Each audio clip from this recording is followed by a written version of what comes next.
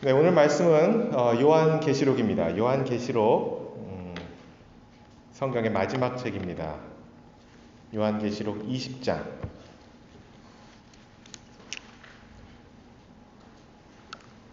요한계시록 20장 4절에서 6절입니다. 요한계시록 20장입니다. 4절에서 6절. 다 찾으셨으면 한 목소리로 같이 읽도록 하겠습니다. 요한계시록 20장 4절에서 6절까지입니다. 시작. 또 내가 보니 왕자들과 그것들 위에 앉은 자들이 있는데 그들에게 심판이 맡겨졌더라. 또 내가 보니 예수님의 증언과 하나님의 말씀으로 인하여 목배인 자들의 혼들이 있는데 그들은 짐승과 그의 형상에게 경배하지도 아니하고 자기들의 이마 위에나 손 안에 짐승의 표를 받지도 아니한 자들이더라. 그들이 살아서 그리스도와 함께 천년 동안 통치하되 그 나머지 죽은 자들은 그 천년이 끝날 때까지 다시 살지 못하였더라. 이것은 첫째 부활이니라. 첫째 부활에 참여하는 자는 복이 있고 거룩하도다. 둘째 사망이 그들을 다스릴 권능을 갖지 못하고 도리어 그들이 하나님과 그리스도의 제사장이 되어 천년 동안 그분과 함께 통치하리로다. 아멘. 오늘은 누구도 뺏을 수 없는 기쁨이라는 제목으로 말씀을 증거하도록 하겠습니다. 다 같이 말씀을 위해서 기도하겠습니다. 하나님 아버지 감사합니다. 오늘 주일 주심에 다시 한번 감사드리고 예배를 허락하심에 감사합니다.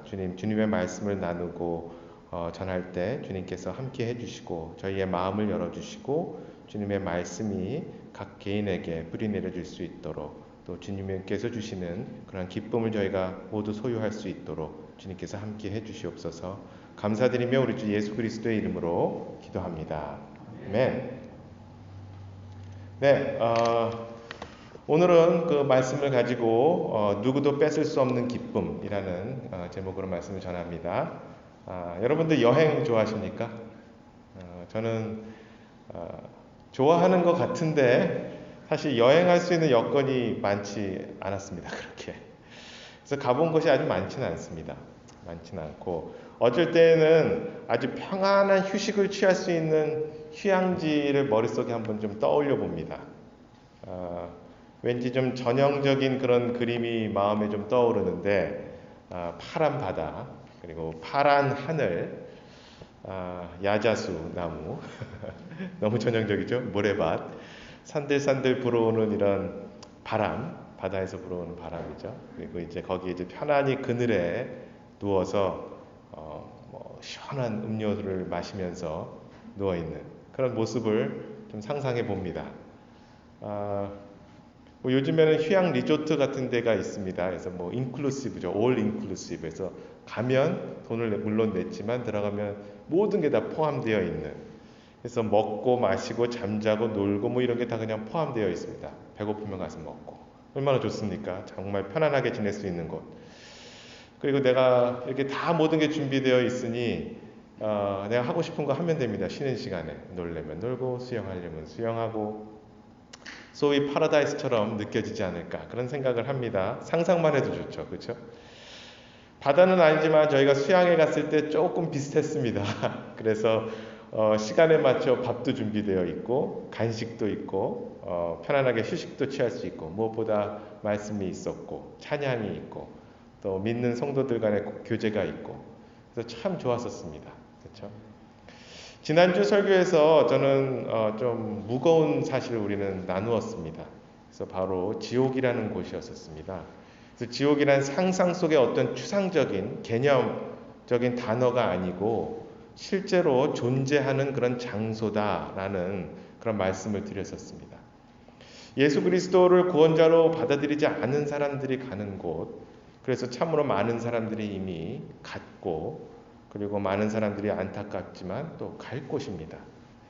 조금이라도 그곳에 가는 사람들을 구원해내고자 우리는 보다 좀 더 적극적으로 복음을 전해야 되고 예수 그리스도를 증거해야 되겠다라는 말씀을 지난주에 드렸었습니다. 제가 이런 말씀을 드릴 수 있는 근거는 사실 성경이라는 것이 있기 때문입니다. 여러 번 말씀드렸지만 저는 나이가 들어서 예수 그리스도를 구원자로 받아들였습니다. 많은 분들처럼 여기에 계신 어렸을 때부터 교회를 다니질 않았습니다. 그전엔 기독교를 상당히 배척했습니다. 도리어. 당연히 성경이 하나님 말씀인 것을 믿지 않았었습니다. 그러기에 성경대로 믿는 사람들을 보면 정말 이해가 안 가고 그리고 심지어는 제정신이 아닌 것처럼 느껴졌었습니다. 저는 누구보다 세상 철학과 음악과 미술과 영화 등 그런 문화들을 너무나도 즐겨했었고 좋아했었습니다. 그것이 나쁘다는 것을 지금 말씀드리는 것이 결코 아니고 그러한 즐거움 혹은 관심들이 하나님을 알고 예수 그리스도를 아는 것을 멀리하게 하고 진리를 덮어 가리는 그런 역할을 했었음에 부인할 수 없습니다. 지금 돌이켜보면 말이죠. 사실 성경이란 참으로 희한해서 성경을 다 알고 이해해야 구원을 예수 그리스도를 믿게 되는 것이 아닙니다. 사실 그와는 반대로 아주 간단한 복음을 통해서 예수 그리스도를 구원자로 받아들여 영원한 형벌로부터 구원하시는 구원자로 받아들였을 때 그 믿음이 나한테 왔었을 때 성경이 도리어 읽히기 시작합니다. 즉 지식보다는 믿음이 먼저입니다. 수많은 사람들이 성경을 없애기 위해서 성경을 그리고 변개시키기 위해서 수많은 노력을 해왔습니다. 그렇지만 성경은 그대로 보존되어 왔고 이렇게 저희 손에 있습니다. 성경을 비판하거나 교회를 비판하는 분들이 많이 있습니다. 앞에서 말씀드렸듯이 저도 그런 사람들 중 하나였으니 그들의 마음을 이해합니다.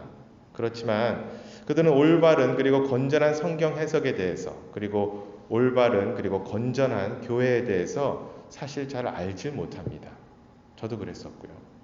도리어 방송이나 방송 등에서 나오는 잘못된 성경 해석과 교회의 이미지를 갖고 판단하는 경우가 대부분입니다. 매우 안타까운 현실이고 바로 이렇게 잘못된 이미지를 일반인들에게 보여주며 교회의 반감을 사게 하는 것도 역시 성경적으로 해석한다면 뒤에 사탄이 열심히 일을 하고 있는 그런 결과임을 알 수가 있습니다. 하지만 그럼에도 불구하고 성경은 하나님의 말씀으로 오류 없이 에러 없이 보존되어 왔습니다. 프랑스의 유명한 계몽주의 철학자 볼테르라고 있습니다. 이름은 들어본 적 있으시죠? 볼테르.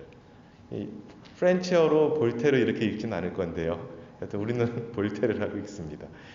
그는 많은 그래서 그 당시에 이제 천주교가 좀 득세했었을 때고 개신교도 있었을 때입니다. 하여튼 그 기독교에 대해서 성경에 대해서 비판과 조롱을 많이 했습니다. 그 사람은. 그리고 1776년 이렇게 이야기를 합니다. 내 생애 후에 100년 안에 지구상의 성경은 사라질 것이다. 아마도 호기심에 가득 찬 골동품 상인만이 그 성경을 보고 있을 것이다. 라고 이야기를 했습니다. 하지만 그가 죽고 50년이 채 되지 않아서 그가 살았던 집은 제네바 복음 소사이어티에 의해서 성경과 복음 전도지가 저장되는 그런 저장고로 사용이 되었습니다. 그래서 그가 살았던 집은 성경과 복음 전도지가 퍼져나가는데 매우 큰 역할을 했습니다. 많은 사람들이 이를 두고 이러한 역사적 사건들이 많았습니다. 이런 사건들을 두고 하나님의 유머다라고 이야기를 합니다. 1990년대에 지어진 책을 한번 보면 조시 맥도웰이라가 유명한 이제 글을 쓰는 분이 있는데 기독교 글을 쓰는 분이 있는데 그분에 의하면 90년대입니다. 그리스어로 된 신약 필사본, 그리스어로 된 신약 필사 손으로 쓴 거요. 대략 한 5,300개 정도가 남아 있습니다. 프래그먼트들도 있습니다. 이렇게 쪽이나 아니면 뭐 한 문장 있는 것도 있고 이런 거 다 합치면 5,300개. 지금까지 제가 알기로는 계속 발굴되고 있습니다. 지금도. 그래서 한 5,800개, 거의 6,000개 가까이 되는 그러한 필사본, 그리스로 된 필사본이 있습니다. 아주 초기 그런 성경들이죠. 라틴어로 된 것이 대략 한 10,000카피 정도가 있습니다. 손으로 쓴 것이. 그리고 초기 필사본 다른 곳으로 그러니까 다른 번역본들 이런 것들을 따지면 약 한 9,300, 400 이 정도의 또 카피본이 있습니다. 그래서 대체적으로 손으로 쓴 것들을 합쳐보면 한 24,000카피 정도가 있어요. 25,000 카피 정도가 지금 있습니다. 지금도 계속 발굴이 되고 있고요. 구약은 사실 논란의 여지가 없습니다. 왜냐하면 유대인들에 의해서 굉장히 열심히 필사가 되어 왔습니다.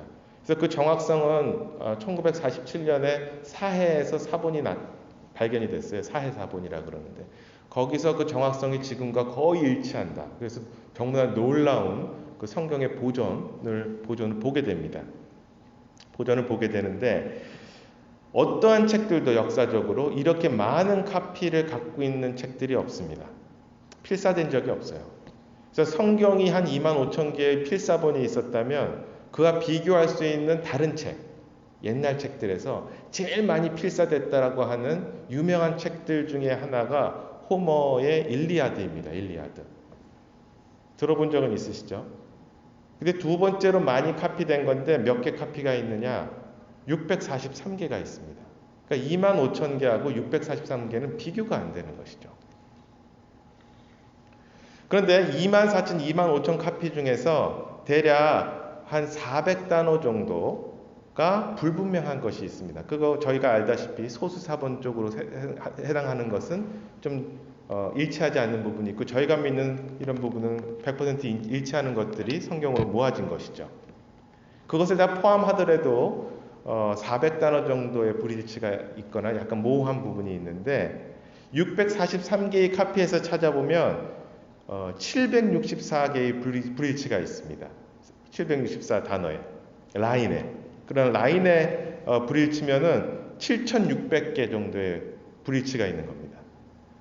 그렇게 따지면 이것이 만약에 일리아드를 만약에 24,000개 정도의 필사본이 만약에 있었다라고 치면 그 오류의 확률은 기하급수적으로 늘어납니다. 이렇게 늘어나는 게 아니고 일직선으로 늘어나는 게 아니고 수만 개의 오류가 있었을 것이다.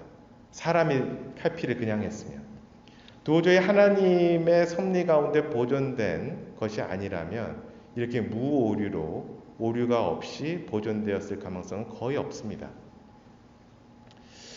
이런 성경 전체가 창세기서부터 맨 마지막 책 오늘 읽은 요한계시록까지 모든 성경이 가리키고 있는 그분 예수 그리스도께서 지난주에 이어 다시 한번 말씀드리지만 인생에서 가장 중요한 것이 무엇이냐라고 질문하셨을 때 예수 그리스도는 이렇게 대답하십니다.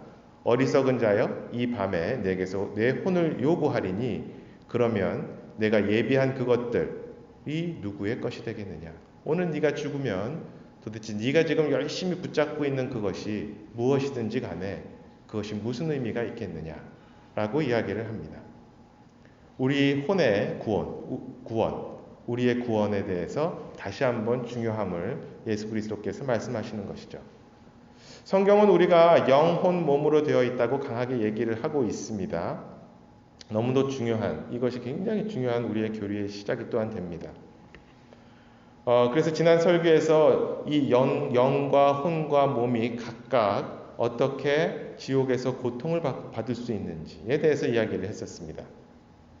조금 끔찍한 얘기지만 어찌됐건 혼이라는 것은 나 자신, 나에 대한 것을 얘기합니다. 지식과 감정과 의지와 이런 것들을 갖고 있는 것이 우리의 혼입니다. 좀 끔찍한 얘기지만 내 팔을 한번 생각해 보십시오. 그래서 사고가 빵 터져서 내 팔이 잘리고 말았습니다. 그래서 내 팔이 저기 있습니다. 나는 여기 있고요. 내 팔이 잘려서 나갔는데 그 팔은 곧 조금 있으면 썩어서 이제 없어지게 됩니다. 그런데 나는 스틸 여기에 있습니다. 그렇죠? 내 팔이 다른 쪽이 또 잘렸다고 생각해 보세요. 스틸 나는 여기 있습니다. 그 팔은 잘렸지만 썩어가지만요. 제가 말씀드리고 싶은 것은 우리의 육체는 썩어서 없어지더라도 우리의 혼은 그대로 있다라는 것이죠. 그래서 우리의 육체가 완전히 생명을 다하는 날 그 혼은 떠나가게 됩니다.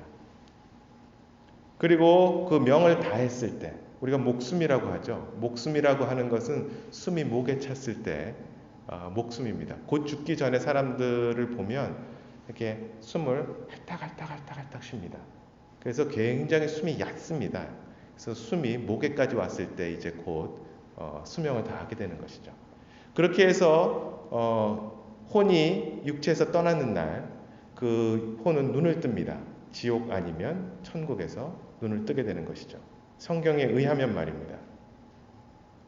그래서 심판은 예수 그리스도를 믿느냐 믿지 않느냐에 의해서 이미 내 현재의 삶에서 심판을 받은 것입니다. 이미 죽고 나서 저울로 심판하는 것이 결코 아닙니다.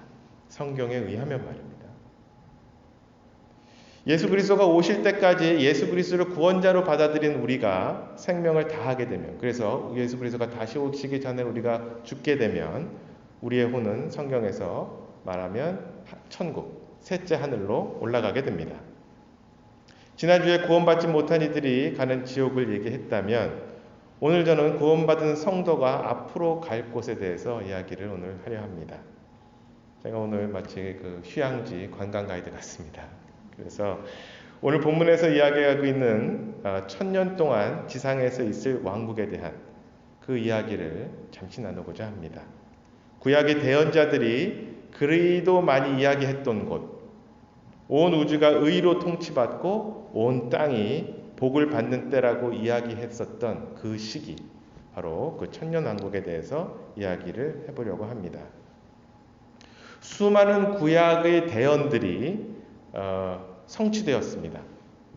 하지만 아직 성취되지 않은 것들도 있습니다. 성취되지 않은 일들은 구약의 많은 일들이 역사적으로 이미 성취된 것처럼 이 성취되지 않은 것들은 앞으로 성취될 것입니다. 그것을 어떻게 알 수 있느냐?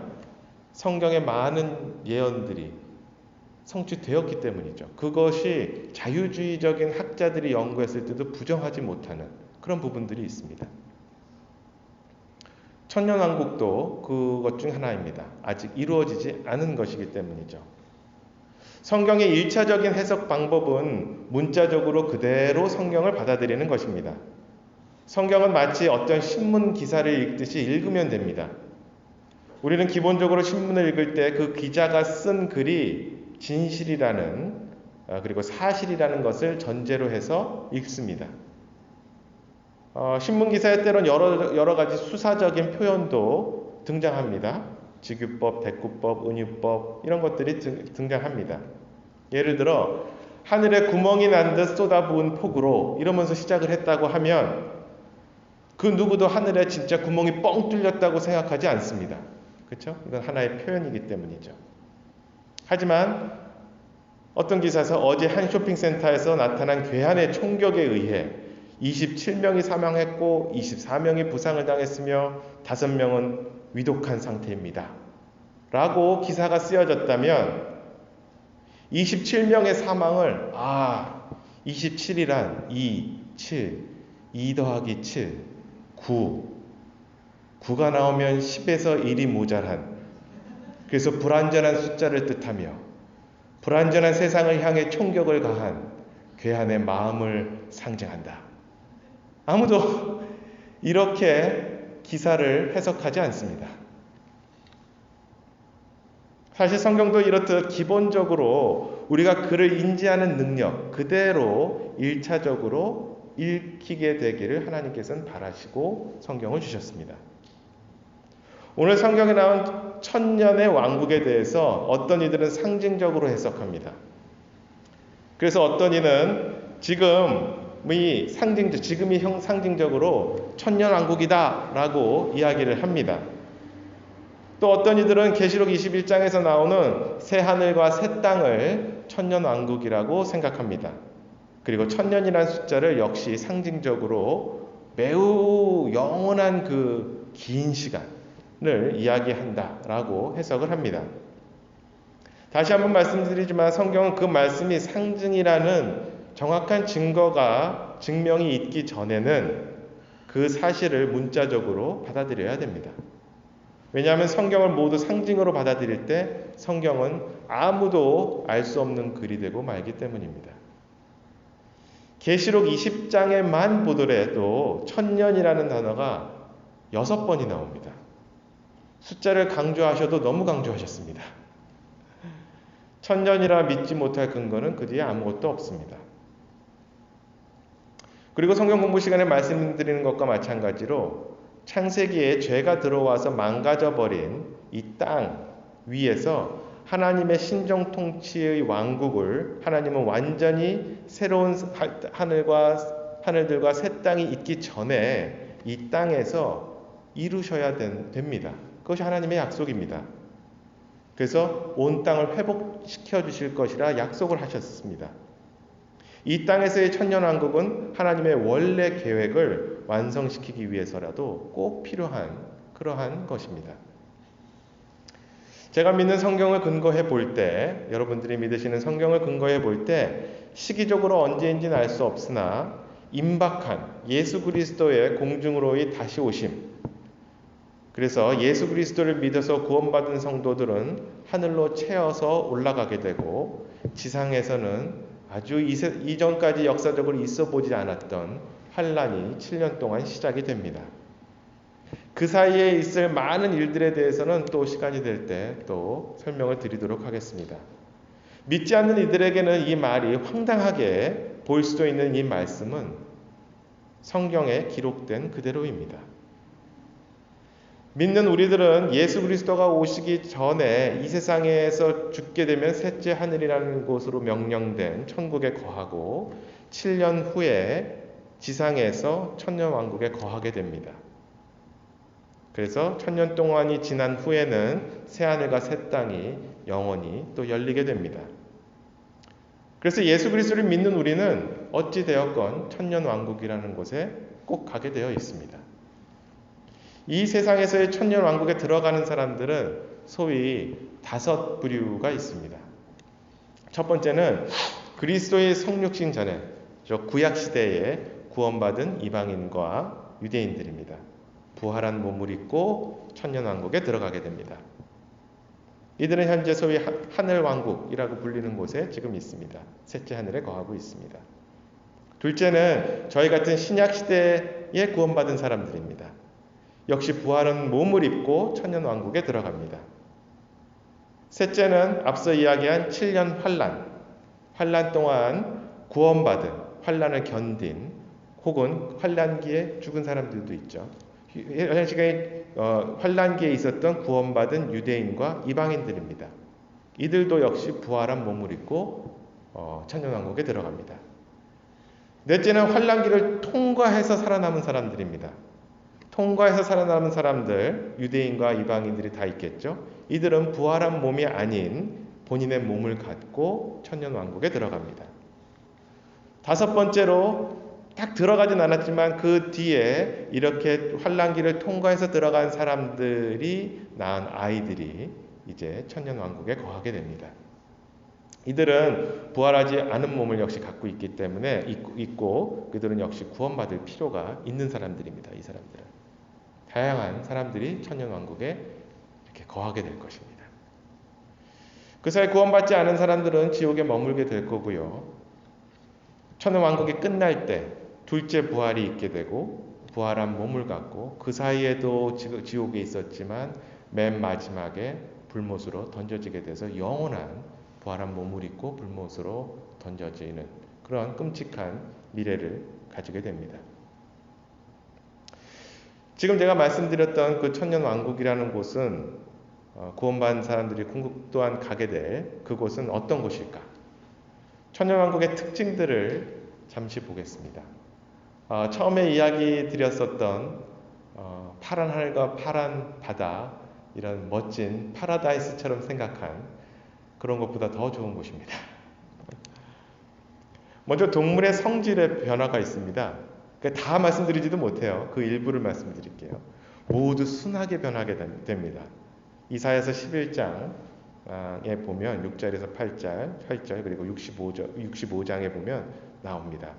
이리도 어린 양과 함께 거하며 표범이 염소 새끼와 함께 누우며 송아지와 젊은 사자가 살진 짐승이 함께 있어 어린아이가 그것들을 인도하며. 사자가 옆에 있어도 아무 일이 없습니다. 너무 착해서. 얼마 전에 그 코키텔람 센터에 곰이 나타나서 사살했다 그러더라고요. 자꾸 내려오는 곰이라서. 위험하기 때문에 그런 것이죠. 젖 먹는 아이가 독사의 구멍에서 놀며 젖된 아이가 독사의 굴에 손을 넣을 것이로되. 아무 일이 없습니다. 이사야서 65장 25절을 보면 이리와 어린 양이 함께 먹고 사자가 수소처럼 짚을 먹으며 흙이 뱀의 양식이 되리니 라고 이야기를 합니다. 그것들이 해치거나 멸하지 아니하리라. 주가 말하노라. 아멘. 죽음에 영향을 주는 모든 질병과 신체적으로 이상이 있으신 분, 불편하신 분들이 고침을 받습니다. 이사야서 34장을 보면 24절에 또 그 거주민은 이르기를 내가 병들었노라 하지 아니하리라 라고 이야기를 합니다. 병든 사람들이 없게 됩니다. 다 고침을 받습니다. 위험이 사라집니다. 아까 동물이라는 것이 있음으로 해서 위험한 동물도 없어진 것처럼 이렇게 얘기합니다. 에스겔서 이 34장에 보면 그들이 다시는 이교도들에게 먹이가 되지 아니하고 땅의 짐승도 그들을 삼키지 아니할 것이요 그들이 안전히 거하리니 아무도 그들을 두렵게 하지 못하리라. 31절에 보면 내 양떼 곧 내 초장의 양떼인 너희는 사람이요 나는 너희 하나님이니라 주 하나님이 말하노라. 하나님께서 직접적으로 돌보심을, 그래서 어떠한 위험도 사라짐을 이야기를 합니다. 인간 생명이 연장이 됩니다. 이사야서 65장에 또 보면 날수가 많지 않은 어린 아기나 자기의 날들을 채우지 못한 노인이 다시는 거기에 없으리니 아이가 100세에 죽으리라. 그러나 죄인은 100세가 되어도 저주받은 자가 되리라. 죄인이 100세가 되어서 죽음이 없는 것은 아닙니다. 죽음이 있긴 하지만 그들은 저주받은 사람일 것이고 그렇지 않은 사람들은 천년의 그 기간은 사람들이 살 것으로 우리가 예상을 하고 있습니다. 그리고 지구의 땅이 비옥해집니다. 땅이 비옥해집니다. 그래서 열매가 에스겔서에 보면 열매가 없어지지 아니하리라. 그것들의 열매는 먹을 것이 되며 잎사귀는 약이 되리라. 에스겔서 47장 12절에 이야기를 하고 있습니다. 이렇게 풍부해지기 때문에 먹을 것이 풍요해져서 기아가 사라지게 되고 모든 사람들이 배가 부를 정도로 먹을 것이 많아집니다. 그래서 씨가 잘 자라고 포도나무가 열매를 내고 소출을 내고 그리고 모든 남은 자들로 하여금 이 모든 것을 소유하게 하겠다라고 이야기를 합니다. 물고기가 심이 많으리니라고 물고기가 많아질 것을 또한 얘기를 합니다. 에스겔서 47장 9절 10절에 보면 물고기가 또 많아집니다. 곡식이 풍요해집니다. 풍성해집니다.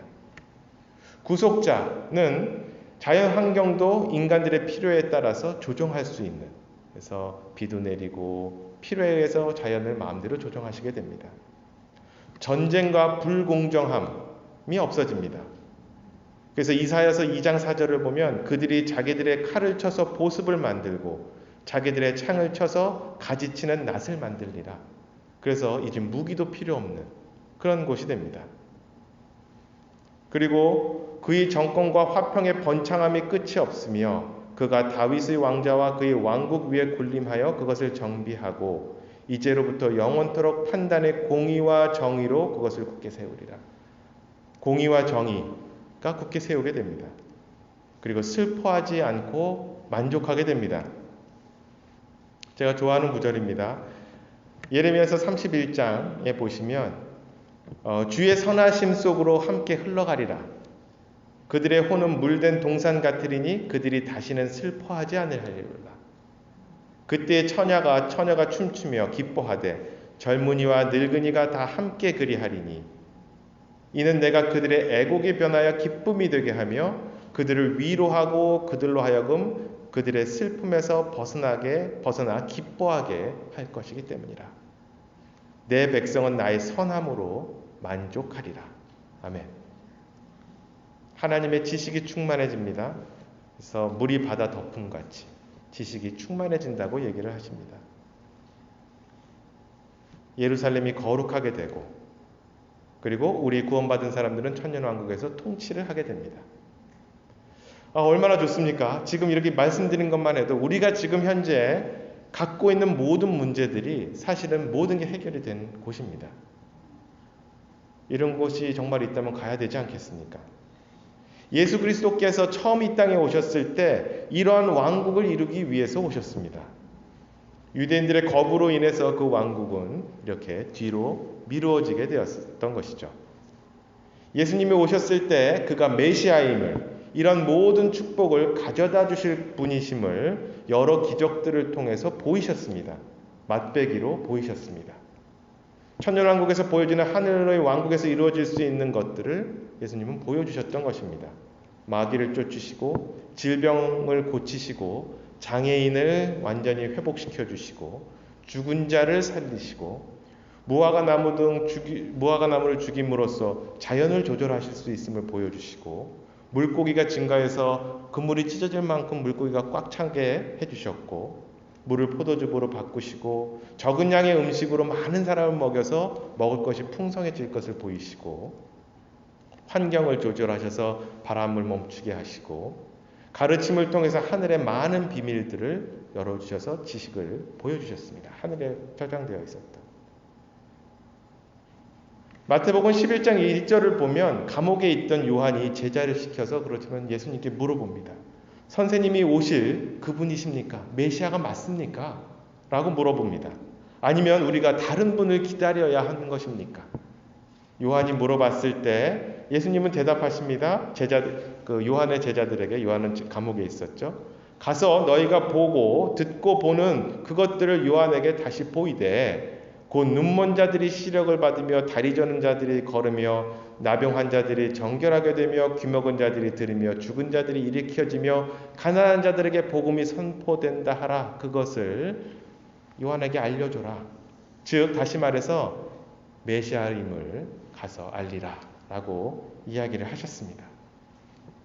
위에서 보인 예수 그리스도의 그런 기적들은 진실로 메시아임을 보여주셨던 그러한 맛배기 기적이었습니다. 그럼에도 인간은 누구도 할 수 없었던 일, 그렇게 인간이면 할 수 없었던 일들을 예수 그리스도께서는 그렇게 하셔서 메시아이심을 보여주셨던 것입니다. 하나님의 계획 안에 있던 하나님의 신정통치의 왕국에 대해 예수님은 다시 오셔서 그 계획을 이루실 것입니다. 위대한 설교자 중 한 명이었던 존 R. 라이스라는 분이 있습니다. 대단한 분이었습니다. 참 착하게 생기셨어요. 사진을 보면요. 텍사스 달라스 그 아래에 있는 조그만 마을에서 설교를 하고 계셨습니다. 그가 언제나 그랬던 것처럼 사람의 죄에 대해서, 예수 그리스도에 대해서, 구원에 대해서 어떻게 지옥에서부터 건져내질 수 있는지에 대해서, 그리고 천국에 대해서 강하게 설교를 하고 있었습니다. 그리고 특히 그 당시에 술 밀매를 통해서 그 조그만 텍사스 마을에 술을 팔고 있는 사람들에게 강한 메시지를 던지고 있었습니다. 그들은 가만히 있지 않았습니다. 당장 메시지를 중단하라고 요구했고 큰 소리들로 소리쳤습니다. 그 목사님께 당장 멈춰라 그 설교를. 지옥과 죄에 대해서 더 이상 얘기하지 말아라. 그러지 않으면 당장 너를 이 자리에서 죽여버릴 것이다. 얘기를 했습니다. 그러자 존 R. 라이스는 이렇게 대답합니다. 죽인다고요? 당신이 나를 천국을 갖고 위협할 수는 없습니다. 죽인다는 얘기는 내가 천국에 가는 것이니 나를 천국으로 위협할 수는 없다. 라고 담대히 이야기를 했습니다. 도대체 천국이란 곳이 어떤 것이길래 이분은 그렇게 담대하게 얘기할 수 있었던 것일까요? 여러분은 지금 어디로 가고 계십니까?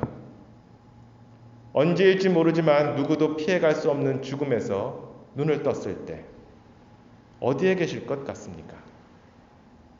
사도행전 4장 12절을 보면 다른 사람 안에는 구원이 없다라고 이야기를 합니다. 하늘 아래 우리를 구원할 다른 이름을 사람들 가운데 주지 아니했다고 고 이야기하시며 예수 그리스도 이외의 다른 존재가 우리를 구원할 수 없음을, 예수 그리스도만이 구원할 수 있음을 얘기하십니다. 여기서 죄라 함, 지옥에 간다라고 함은 요한복음 16장 9절에 간단하게 이야기하고 있습니다. 죄에 대하여라 함은 그들이 나 예수 그리스도를 믿지 아니하기 때문이요. 예수 그리스도를 믿지 않고 구원자를 믿지 않고 삶을 살았을 때 이미 심판받은 자다라는 것을 명심하시기 바랍니다. 여러분은 마음속에 예수 그리스도를 구원자로 모시고 있습니까? 만약 그 길을 모르시는 분이 있다면 언제든지 저에게 알려주시고 또 형제자매님께 알려주시기 바랍니다. 그리고 천국에 대한 소망, 우리가 지금 죽었을 때 가게 되는 천국에 대한 소망, 예수 그리스도가 지상에 오신 후에는 천년왕국에 대한 소망, 그리고 천년왕국지에 있는 새하늘과 새 땅에서 주님과 영원히 함께 거할 거라는 그러한 소망, 그러한 소망에 참여하시는 여러분들이 되시기를 소원합니다. 그때 그런 소망이 있을 때 세상에 근심이 있으나 그 안에서 기뻐할 수 있는 우리가 된다고 믿습니다. 그리고 그 기쁨은 누구도 빼앗지 못합니다. 요한복음 16장 22절에 주님은 이렇게 말씀하십니다. 그러므로 지금은 너희에게 근심이 있으나 내가 다시 너희를 보리니 너희 마음이 기뻐할 것이요 아무도 너희에게서 너희 기쁨을 빼앗지 못하리라. 아멘. 그 소망을 마음에 품은 채 다 같이 기도하시기 바랍니다. 기도하겠습니다.